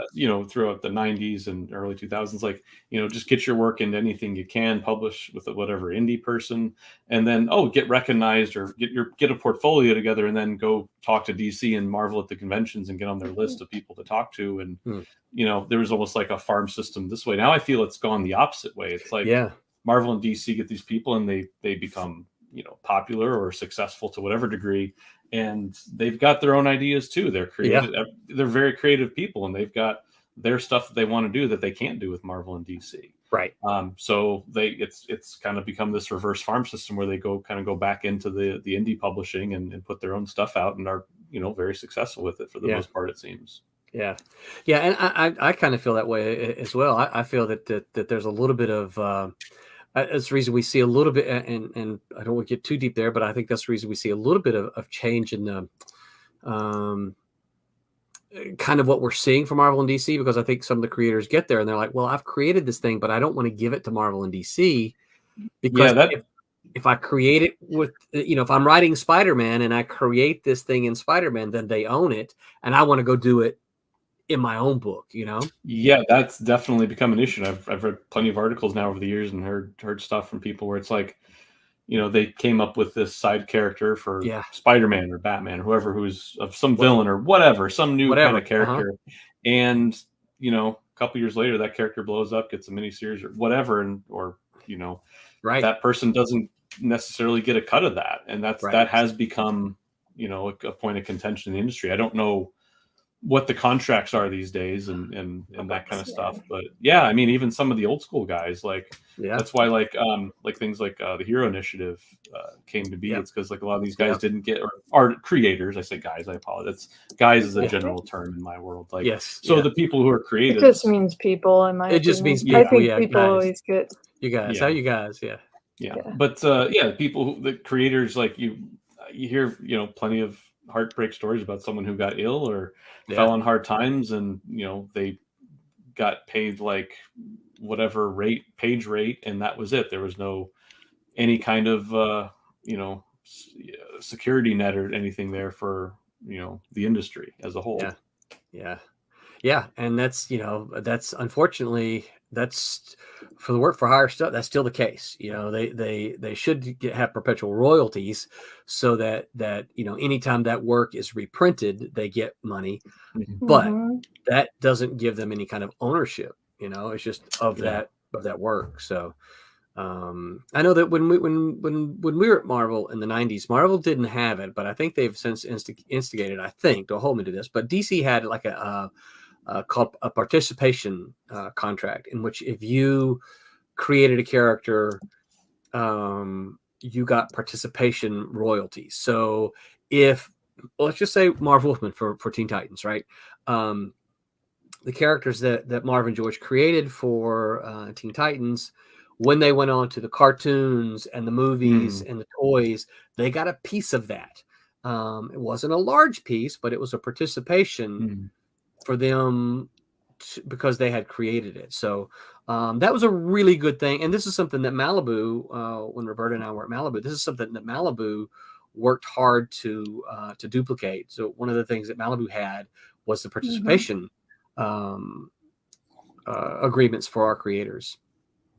That's good. Yeah, I don't know how it all works. I don't know. It's obviously a lot of inside baseball, but you hear things and you hear different mixed things from each company. People have worked for each company, and some of it even seems to depend on your kind of stature within the industry. And and it's kind of gotten back to me whether this is accurate or not. I don't know, but it's like if you ask, they will give it. If you don't ask, they will ignore it. Interesting. Yeah. So it goes back to that extrovert introvert kind of idea, right? It's like if you're an introvert, so I'm just gonna do my work and submit it in. Well, then you might not get it. But if you're the extrovert, this is, hey, I did this, I need this. Well, then you might get it. That's something I've learned about leases is that when you're presented by the leasing company with the lease, like you can ask for just about anything. They're not going to agree to it all, but some of the stuff they will give you. So just as far as like who's responsible for what repairs and stuff like that. Well, if you don't ask, you won't get it all, will you? Yep. Yeah. Stephen Brown has a question here. He goes, I'm not sure if this was asked. If so, please ignore. But he says, how can an indie creator get their comic looked at by a retailer? So I'm going to interpret this a little more to assume Stephen means not how can you get it looked at, but how do you get it into a store? So okay, I was going to say I'm ignoring this question. We talked about this. No, how do you physically get it into the store? Right? So let's assume that they're not in Diamond, right? How does an independent creator get their comic into your hands and into your store? You walk into a store and you ask to talk to the manager. Talk to the manager. You don't want to make them think it's a negative situation, but no, talk to go inside. Like, hey, I'm a local creator. I've got a book. I've got some sample pages here, or I've got my sample book. Can I talk to the manager and show it to him and see if you guys would be interested in carrying it? And then as far as I have found that doing things on like a commission basis is kind of a hassle. Because like I talked about near the top of the show, we're managing dozens of different accounts. It's just one more thing to keep track of. That's why with you guys, we've all just backed the Kickstarter, or a lot of the local creators just like, okay, what are we selling them for? You're good with Keystone, which is 50%, so you're selling it for $5. We're buying it for $2.50 and throwing it on the stands. I just prefer to just straight out buy. Usually with some people, it's like, tell you what, I'll buy 2-3 copies, maybe 5 copies. We'll put it on the shelf. We'll highlight as a local creator, see how it sells. If it sells well enough, we'll reorder from you as needed, that kind of thing. So unfortunately it's very small ball in that, if it's someone we don't know. Because it's like we're taking a risk on them. We Absolutely. had I don't know if you know him, but Adam Smith had a new graphic novel come out. We had him in last week. He sold a handful at his table, and we bought 2 copies from him to throw on the shelf with the local creator stuff. And if we sell more, we'll hit him up and maybe get 2 or 3 more. It's a little small ball, and unfortunately for both sides. But if you can hit up enough stores and make enough contacts and get that kind of ecosystem going, at least you've got that to supplement, and you can do an appearance in each store. Like we also talked about that. Like Yeah. you are your best advocate for your stuff. If I don't know if you know this, but I'm a creator in my own way as well. I've got a board game that I've had published. No way. Cool. You didn't know I that? did not know that. Yes. What I found is like if you just set it on the shelf, don't tell anybody, it'll get some looks every now and then. But Yeah. if we've made displays in the stores of, hey, here's a stack of these books, and we put a sticker on it that says local creator. Oh, what's that? People want to support local creators. They absolutely do. It's That's cool. It was weird when I've had a couple people ask me to sign it. I'm like, why? I don't want to do that. I'm just some dude. That's great though. Yeah, but when you're there and you can talk it up, or the staff knows, like, yeah, this is the owner's game. He made this. Oh, really? And they'll take an extra look. Just like we've got the shelf of all the. I don't know if you saw, we posted on our Facebook page for the Orlando store last week, but it was like, hey, here's our 2 shelves. Here's all the local comic creators. Here's all the local board game creators. There's actually Orlando's kind of a hotbed of board gaming as well for the creative side. Wow. Yeah, we shared the heck out of that picture. Yeah. Awesome. So now that's locally, all right. But what if somebody, let's say there's somebody up in Pennsylvania, and they've got a comic that they're interested in. What would the process be for something like that? I mean, obviously that's not as easy because they can't walk in and talk to you. And I mean, I'll be honest, we do get packages in the mail sometimes. Like we got one last week at the stores of like, hey, here's this kind of ash can of our indie book. If you want to put it out and give it away for free. This one in particular, I think it said they were going to be listed with Diamond. But then, there's a challenge of getting it in Diamond. I only know a little bit of the process, but there's a lot of things they require from you, and they take a big cut. And, as far as getting, I don't know what else to tell you there, honestly. Like, I just know from my perspective of how we've handled it. But yeah, if you're in like a smaller market and there's just like one local store, I don't know. I mean, you table at conventions. I know people have another guy who published a game locally. Like he had a lot of luck actually going to some flea markets and stuff like that. Not flea markets. I'm sorry. Farmers markets. Really? Like some weekend farmers markets, like downtown Orlando, and was able to sell, 10, 20 copies anytime he went, just because, I'm the creator and I made this thing and people want to support that, Yeah. I do think it's cool that people like to support local creators, local kid done good kind of thing. That's very cool. So, all right. So let's kind of stick with this idea that if someone is not local to Orlando to you, can they reach out to? Let's stick with Pennsylvania. So can this Pennsylvania creator reach out to you and say, "Hey, I am going to be in Diamond. Can I?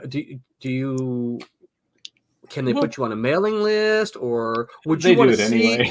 Oh, they do it. See, yeah, they just send us stuff or send us. It's pretty common to get postcards, promoting their stuff to us.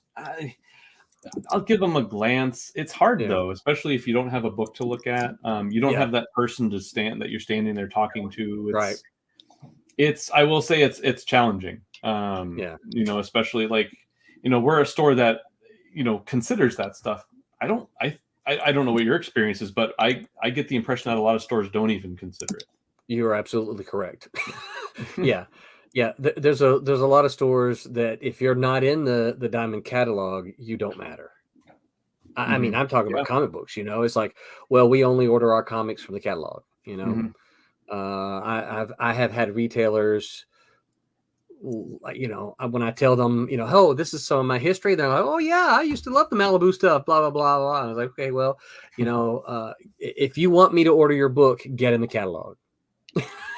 I'm like, okay, well,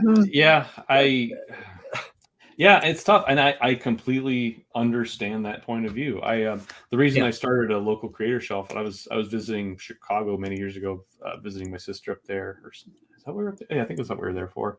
And just, anytime I'm out of town, I try and hit up all the local stores I can just to see. I'm always fishing for ideas. Like, what are they doing Yeah. that I like? What are they doing that I not like, that I don't like? And one of them had a whole like bookcase set up with like, hey, here's all local Chicago people. I was like, Yeah. oh, that's really neat. That's cool. Yeah. And it kind of gave me the idea. And over the years, we've met more creators, and you guys especially. Like, you guys put out a lot of stuff, and you put it out consistently, and it helps keep that shelf. You guys are the majority of that shelf, to be honest. But like, yeah, we noted that was one of the things that gave us all big smiles. Yeah, We're like, hey, look, those are all Silverline books on this one side right here. Yeah, I mean, we've worked with a ton of other local folks over the years. Actually, off the top of my head, I'm just realizing there's a couple books that need to be on there. Do we even have them in stock? I think he might be sold out now. Anyway, that's a whole other thing. Well, so do you find a lot of local creators come up and talk to you, or is it more common or less common? It's not uncommon, Okay. but it's not constant or anything like that. I mean, especially because on that side of town, we're near Full Sail.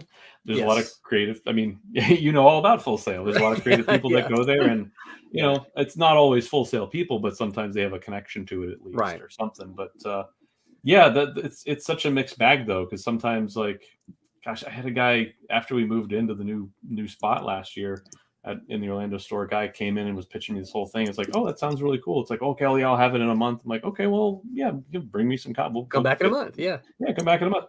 Never saw him ever again. Really?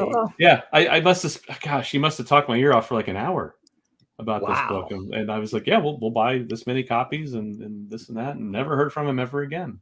Or the guys that again, not naming names, but it's like, hey, here's our number one, and then okay, 9 months later, here's our number two. It's like, okay, 9 months later, here's our number three. It's like, okay, well, and that's the thing. Like with indie creators, a lot of people have a side gig, or these guys, again, guys, general term, like people are trying to break into the industry or just get started, or like, I had an idea and I wanted to get it down, and I'm doing this thing for the first time, and it is their first foray into it, and they're learning it, but they're stumbling hard along the way. So comics is the side gig. Yeah, biggest problem is lack of consistency. Yeah. So this is going to be a tough question. Actually, let's see, there's a couple. What does Fruit Bat says? I helped a guy make a board game once, did all the art design. It was a process. Oh, yeah, it is. Yeah. Kudos to you for Aaron for producing that. Oh, thank you. I just designed it. I didn't do any of the art though. So so this is a tough question, okay? And again, not fishing for names, not it at all. Mm-hmm. Somebody comes in and brings you product. What makes you say no? A local person comes up to you and says, "Hey, here's my comic book. I made this." I won't use a comic example. I'll use a different example. We had some because I'm not trying to point fingers at all. I'm trying to, in generalities, what makes you say no? We have plenty of local people that bring in other stuff that's not comics. And we've had varying degrees of success, but it comes down to, hey, even the ones that are successful, hey, we'd like to restock. Oh, well, we're a little busy. We're back. We'll get back to you in a month. A month later, hey, can you? The machine broke, or like, okay, but yeah, this some people brought in like, hey, we're doing these D&D themed T-shirts. Like, oh, okay, cool, let's take a look. And it was like the most generic looking like font saying like Rogue.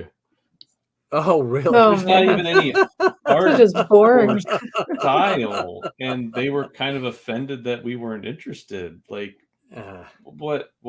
Like, you got to have a viable product. Like I said, it needs you need a little bit of polish to it. Yeah. Well, and I think sometimes from where I sit is that sometimes comic book makers forget that it's a business. Mm-hmm. We love doing this. We love making the comics. It's fun. But I think sometimes comic book makers forget that in the end it is a business. Yeah. And unless it's your baby, it's the thing you've been working on, but that's being compared to these 2,000 line items from Diamond, right. As far as like fighting for shelf space. Yeah. Yeah. Yeah, because I think that's the thing that creators think about all the time, is that I want to talk to this retailer, but I don't want them to tell me no. So let me ask kind of let me ask another one that's tough. So I see a lot of content on Kickstarter that is extremely mature. Yes. And I don't listen. I'm very much a First Amendment guy. I believe, I'm support that. But you've heard me say, Silverline, we're PG-13. I think I like the idea of the Marvel movies. Right? Is that people? It's for a wide audience, and so, some of our books push it a little more than others do. Depends on content. Horror always tends to push the lines a little bit. Superheroes almost, for us anyway, almost never. But when I see that, I'm like, I'm not, me personally, I'm not interested in that. Is that something that you have to consider as a retailer when you see? To some degree, yes. There's not a lot of, there's some stuff that comes through the Diamond catalog that's, extreme or pornographic in nature. Right. Some or NC-17 or very hard R+ kind of thing. Right. We don't, if there's something obscene on the cover, we generally don't put it on the shelf. Yeah. There's been instances of a handful of like variant covers from some of the companies, like if you where it's like it comes in, it's like, whoa, what the heck? Because it's an unrevealed cover, and then it shows up, it's like, what is this? So it's like, even like if you look back at like Crossed from Avatar Press, right? Like they did, it was called the torture cover. Oh my goodness! It's just entrails and blood and all kinds of stuff, and like, that kind of stuff. It's like, okay, someone ordered it, great, that will put it in their box, that's fine. But like, that person, delinquented out or quit their sub, but we had books on order for them, and those books show up. What do you do with it? Well, sometimes we would like cut like a board down and put it in a load it in a bag, so it's like you can just see the title or something. That's one way to do it. But yeah, generally, if a book is, gosh, I'm trying to think of, there's like stuff like Cave Woman and so I'm thinking we generally don't bother with it, unless it's something a lot of people are ordering. Yeah. So I don't know if you remember, man. Listen, David Quinn, Tim Vigil. I like both of those guys a lot. I worked with David Quinn back in the Malibu days. He wrote some stuff for me. Vigil did a cover for me. But have you ever seen Faust? Yes, actually. see, David Quinn and Tim Vigil are the ones that did that, and that's the kind of thing. It's like, you know what? It's like Vigil is a super talented artist, and Quinn is a good guy and a good writer. But yeah, how do you put that on the shelf? Well, there is a market for that. I mean, we do carry, like, going back to Crossed, we carry the Crossed trades in the Orlando store, and we sell them on occasion. But that's different than having it on the featured, on the new book wall. Yeah. But some of that, it doesn't sell crazy often, but it sells occasionally. And when those kind of customers, when they buy them, they buy multiples. There's a market for it. It's not a huge market, but there's a market for that kind of stuff. Yeah, I see a bunch of that stuff on Kickstarters, and I'm like, that might be a better venue for it, because the people that want to read that, they're going to seek it out, and you're going to hit more of that market on like a Kickstarter or something like that, as opposed to just shotgunning and hoping stores buy it, I guess.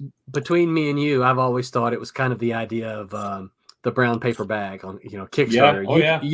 You can get that right off of a Kickstarter, and it comes in a wrapped in a box, and no one has to know what you got. Right? There's I think is it Boom or is it Image? I always forget who's publishing, but Faithless. I don't know if you've seen that one.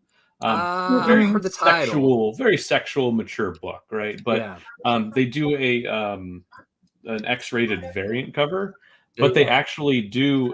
They have like a wrap, like a not a cardboard, but like a thick cardstock wraparound, and they polybag it.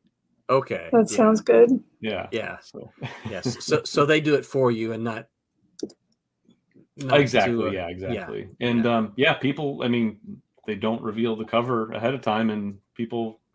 That series in particular, we sell pretty well on that secondary cover, even though people don't know what it looks like. Wow. Yeah, That's interesting. Stephen Brown said, I think that's Image. I think you're right. Yeah. Yeah. So well, all right. Well, we have come to the our clock has run its time. Is there anything that I didn't ask you that you're like, man, Roland, why didn't you ask me this? I wanted to say this about independent comics, and you didn't ask me the question. So I don't know. I love the variety that's out there now with independent comics. Like I said, there's a little something for everybody, and there's always the trends that go one direction or another. And right now, it's Supernatural, which isn't necessarily my bag, but there's always something out there to read. One of my problems is it's a very crowded market. Like I said, we don't even carry everything. It's not possible for a store to carry everything. It's just not. No. So I feel like I'm always kind of behind the times a little bit on some of the titles that come out, and something hits big. It's like, oh, should have read that. Oops. Well, in trades. Oh, well, volume 2 is out of print. Great. I can't read the whole thing now. So I imagine you rely pretty heavily on your managers and your staff.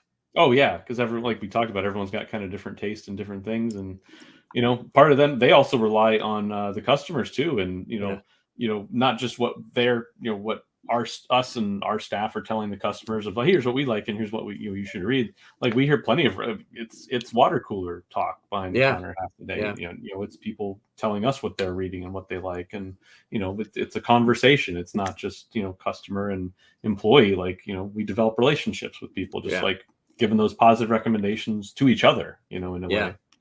Yeah. Well, I know that Stephen Brown says, I know as soon as this is over, questions are going to be popping into my head. But yeah, no, I love talking shop on comics, and it's we just talked a little bit about indie stuff, but it's such a huge diverse industry, Yeah, it is, and I think one of the things you touched on is, I think one of the things we have to remind ourselves frequently is that it's a crowded industry, and while we got a gang of us here at Silverline making comics, we have to remember that it's a crowded industry, and the guys in the trenches like you are having to make those orders, and look through those 2,000 line items, and it's not easy. And so, when I hear people getting mad at retailers, and I'm like, stop getting mad at the retailer. It's not, it's on you to stand above. It's on you to reach out to them, and it's on you to make the retailer want you. 100%. Like, don't look in the catalog and go, okay, I'll pick that up when it comes out.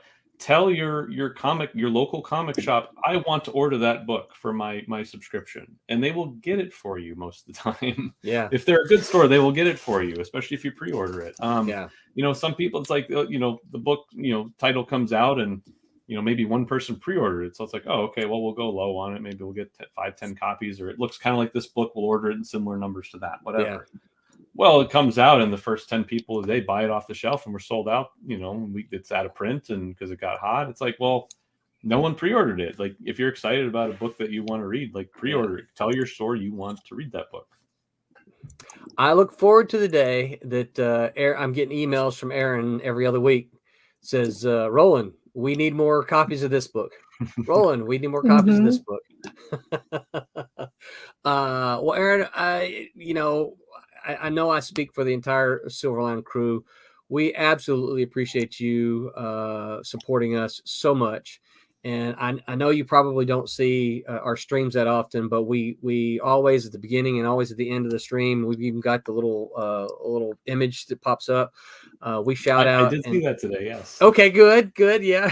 But we absolutely always tell people, Coliseum of Comics, in Orlando, go get them. Tell them we sent you. Go there. So we absolutely appreciate you. Appreciate you supporting Silverline, and of course, all the other independent comics you do. Yeah. We love coming there. We love coming and hanging out at the shop and talking to folks. Last time it was for the rejects. I think it was me and Tommy and Haley, wasn't it? Mm-hmm. Mm-hmm. Yeah, sounds right. Yep.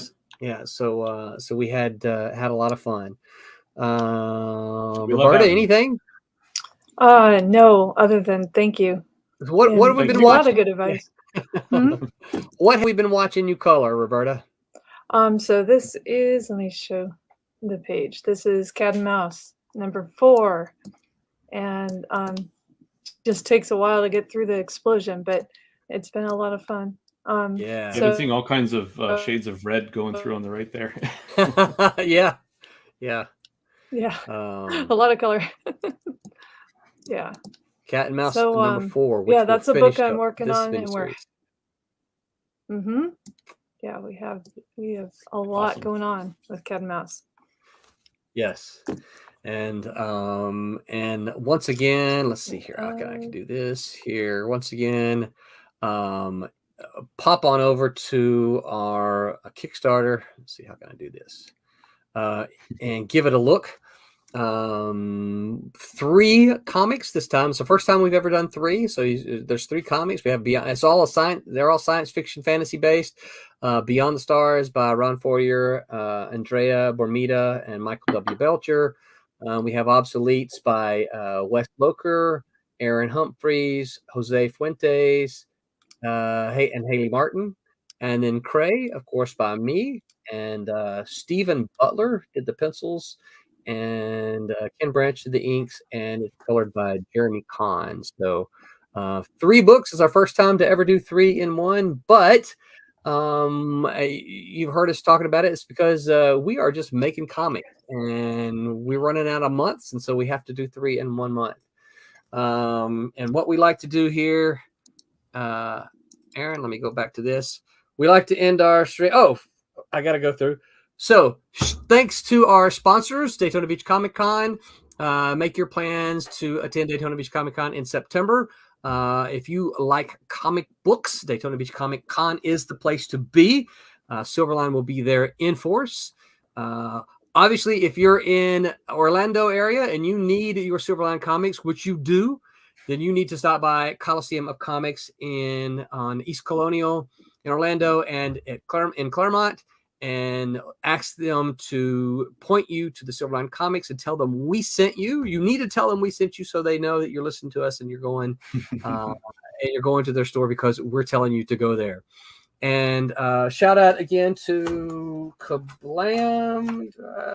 I thought I had a book right here. Here we go. Shout out to Kablam. Does such an awesome job on our printing. If you need your comic printed, look no further than Kablam. We're doing a fantastic job. And don't forget, we've got a Tuesday stream. I don't know what the Tuesday group is going to talk about, but be back here Tuesday, 11 p.m. for those of us on the East Coast. This 8 o'clock out there on the West. And then the Whammers will be here Wednesday at 8 o'clock. And we will be here again next week at 8 p.m. Roberta, tell people where they can find you on the interwebs. Oh, you can find me Facebook and Instagram under Roby Conroy. So right there. Excellent. Aaron, if people are looking for Coliseum of Comics, where can they find Coliseum of Comics on the interwebs? Coliseumofcomics.com for the main page, and that'll direct you to the Facebooks. Like every store has their own Facebook. We try and customize them a little bit. There is a Twitter account. I don't know if it's very active, but they are the Instagram account for the main Coliseum is very active. Posts, a lot of good pictures, staff recommendations, cool statue arrivals, new releases in general, upcoming events. There's always something going on. Cool. Very cool. I know I think I tried to tag you the other day on Twitter and I couldn't, it wasn't coming up. But Coliseum or me? Yeah, Coliseum. Yeah. Oh, okay. It might be under just Coliseum of Comic for some reason. Oh, I don't yeah. know. I remember that was an issue a couple years ago, but I don't run out of letters. Well, on I think on Instagram, one of those, we're Silverline Comic. No S. Yep. Because we ran out of letters. Yeah, that could have been the problem. I don't know. I don't run that one. Yeah. All right. And so I'm Roland Man. You can find me on all the social media places. Look for Roland Man or Man Roland on Twitter. And until next time, we like to say, remember to make mine Silverline. All right. Good night, everyone. Where's my closing bumper here? Absolutely. Thank you so much, Aaron. Bye-bye. We appreciate it. Hi, I'm Greg Horn. Make mine Silverline.